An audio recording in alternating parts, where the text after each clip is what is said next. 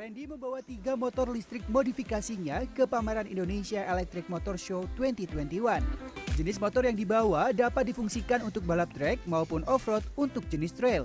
Semua komponen motornya sudah menggunakan sistem elektrifikasi.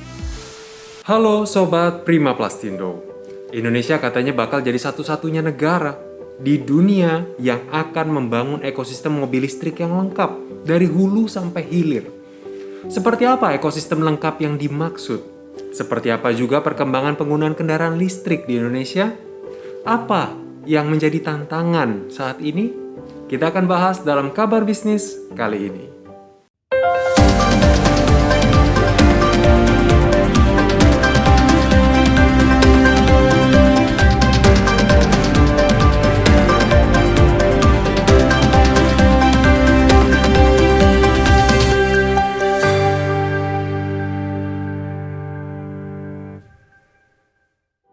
Sebelum lanjut, jangan lupa untuk subscribe channel ini agar Anda selalu update berita-berita terbaru, informasi-informasi terkini seputar bisnis dan industri plastik. Indonesia katanya bakal jadi satu-satunya negara di dunia yang akan membangun ekosistem mobil listrik yang lengkap dari hulu sampai hilir. Kata siapa? Hal ini diklaim oleh Menteri Investasi Bahlil Lahadalia dalam wawancaranya pada konferensi pers daring pada tanggal 1 Desember lalu. Menurutnya, Indonesia akan menyediakan sumber daya, mengembangkan prekursor, katode, sel baterai hingga jadi mobil jadi. Dan dalam mewujudkan hal itu, ia menyebutkan bahwa pemerintah akan menggandeng investor dan perusahaan dari beberapa negara, seperti contohnya LG asal Korea Selatan dan CATL asal China. Kenapa Indonesia bisa optimis, bisa membangun ekosistem mobil listrik yang lengkap seperti itu? Apa tidak ada negara lain yang sudah terpikir dan mampu membangun ekosistem yang sama? Eropa sebenarnya sudah berencana melakukan hal yang serupa, tapi Pak Bahlil menyatakan kalau Eropa tidak punya bahan baku yang dibutuhkan, seperti nikel dan juga kobalt yang dimiliki oleh Indonesia. Oke, jadi Indonesia memang sudah punya bahan baku utamanya, nikel dan juga kobalt. Tapi membangun industri mobil listrik yang sedang booming saat ini kan pastinya tidak mudah. Tanpa strategi yang solid, itu tidak lebih hanya akan jadi mimpi siang bolong belaka. Jadi apa strategi Indonesia untuk bisa membangun ekosistem industri mobil listrik yang lengkap?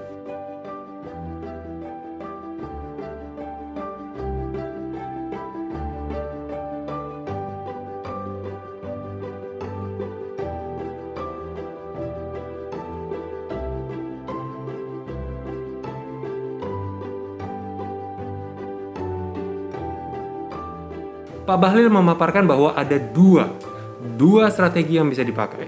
Pertama adalah bangun sendiri industrinya dari nol, dan yang kedua adalah dengan mengakuisisi perusahaan luar yang sudah lebih dulu mengembangkan mobil listrik. Kok mempertimbangkan akuisisi perusahaan luar? Harusnya kan buat dari nol saja, mengandalkan tenaga dalam negeri. Kenapa mengandalkan perusahaan luar? Dari sudut pandang Pak Bahlil, mengakuisisi secara bisnis to bisnis dan transparan bukan sesuatu yang haram. Karena kalau bangun dari nol, walaupun bisa dilakukan, tapi pasti akan memakan waktu yang lebih panjang. Padahal Indonesia sedang berpacu dengan banyak negara supaya bisa ambil bagian dalam industri kendaraan listrik yang akan booming ke depannya. Waktu menjadi elemen yang sangat krusial. Semakin cepat Indonesia mengembangkan ekosistem industri yang lengkap, semakin besar kesempatan Indonesia menguasai pasar kendaraan listrik dunia. Nah, tapi bagaimana penggunaan kendaraan listrik dalam negeri kita di Indonesia? Bagaimana tingkat adopsi kendaraan listrik di kalangan masyarakat Indonesia?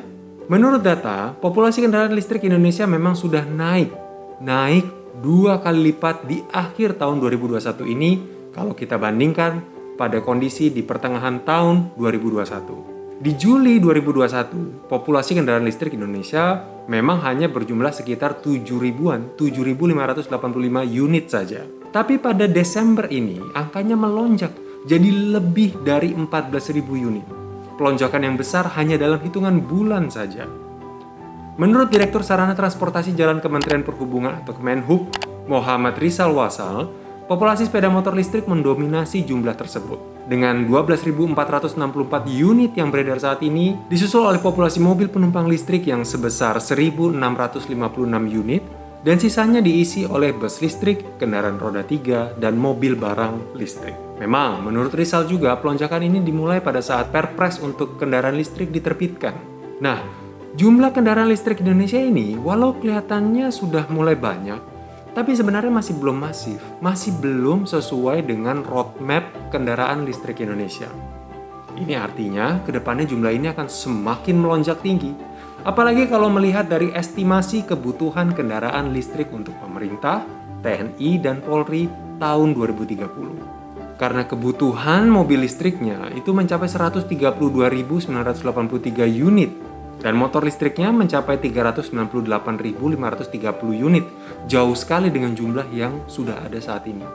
Itu baru dari sektor pemerintah, TNI, dan Polri. Belum lagi dari sektor umum dan bisnis. Jumlahnya bisa berkali-kali lipat dari itu.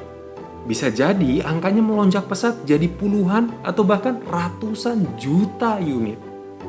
Memang, saat ini masih ada halangan yang membuat adopsi kendaraan listrik di masyarakat luas belum terlalu baik. Halangan apa itu?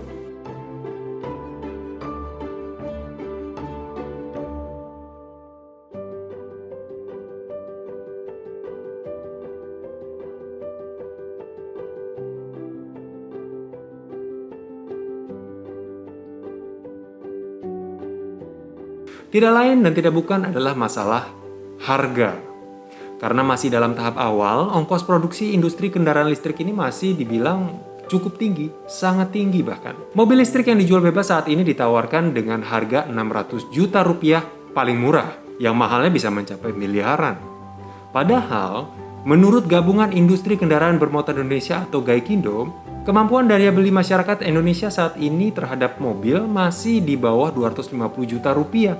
Jadi masih ada gap sekitar 300 sampai 400 juta antara harga jual dan daya beli. Nah, bagaimana caranya supaya harga kendaraan listrik ini bisa ditekan sehingga bisa diadopsi oleh masyarakat luas di Indonesia? Menurut Sekretaris Umum GAIKINDO Kukuh Kumara, butuh banjir insentif dari pemerintah. Karena kalau dibandingkan dengan di China, pemerintahnya memberikan insentif sampai 15.000 US dollar per unitnya atau sekitar 225 juta per unit. Di Korea Selatan pun juga kurang lebih sama. Sehingga gap antara harga jual dan daya belinya bisa lebih dipersempit lagi.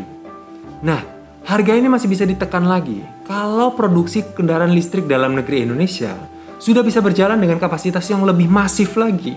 Sehingga ongkos produksinya bisa jauh lebih ditekan dan harga jualnya juga bisa lebih turun dan lebih terjangkau jadinya untuk masyarakat umum. Saat ini, China memang masih memegang rekor produksi mobil listrik nasional yang tertinggi di dunia. Dengan jumlah kapasitas produksi 1 juta unit per tahunnya. Makanya akan sangat penting untuk Indonesia mengembangkan ekosistem industri kendaraan listrik yang lengkap dengan cepat agar bisa segera bersaing dengan negara-negara lain. Nah, bagaimana menurut Sobat Prima Plastindo? Apakah Indonesia akan bisa membangun ekosistem ini? Seberapa cepat menurut Anda Indonesia bisa membangun industri kendaraan listriknya? Tinggalkan pendapat Anda di kolom komentar di bawah dan jangan lupa untuk subscribe channel ini agar Anda selalu update berita-berita terbaru, informasi terkini seputar bisnis dan industri plastik. Sampai ketemu di kabar bisnis berikutnya.